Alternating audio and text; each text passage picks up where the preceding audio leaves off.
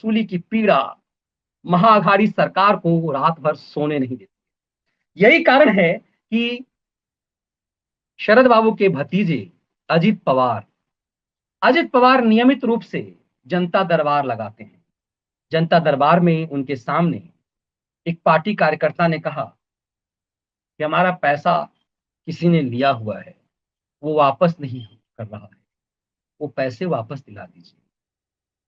कुर्सी छोड़ करके अजित पवार गुस्से में आ गए और कहा कि हमें क्या उठाईगीर मान रखा है, हमें क्या वसूलीबाज समझते हो? क्या महाराष्ट्र का डिप्टी सीएम में वसूलीबाज बनने के लिए, वसूली करने के लिए बना हूं? साहूकारी का धंधा करते हो तुम लोग और मुख्यमंत्री डिप्टी सीएम से कहते हो कि पैसा दिलवा दो। उसके बाद उन्होंने दर्शन दी, शरद पवार के भतीजे ने दिव्य दर्शन दिए अजित पवार ने कि ये धंधा, साहूकारी का जो धंधा है वो बंद करो, अपने बच्चों को अच्छे संस्कार दो। और पूरा पूरा ज्ञान उन्होंने दिया। सामान्यतः शांत रहने वाले अजित पवार के बारे में कहा था कि बहुत कम बोलते हैं, वो अपने चचा की तरह बहुत धैर्यवान हैं।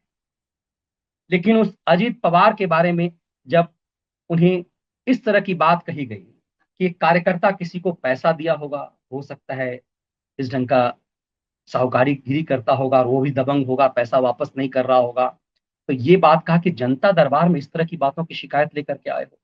क्या राज्य का डिप्टी सीएम वसूलीबाज है? राज्य का डिप्टी सीएम तो वसूलीबाज है या नहीं ये तो नहीं पता, लेकिन राज्य के गृह मंत्री पर तो गंभीर आरोप लगे हैं अजीत बाबू।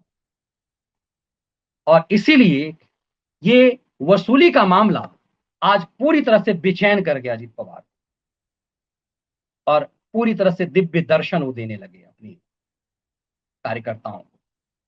कहा जाता है कि आधे घंटे तक इसी पे अपने बच्चों को अच्छे संस्कार देने पर आज भाषण देने लगे।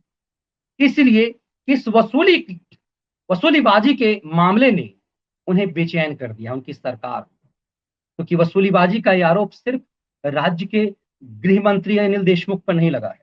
वसूलीबाजी का आरोप पूरे अघाड़ी सरकार पे आरोप लगा हुआ है।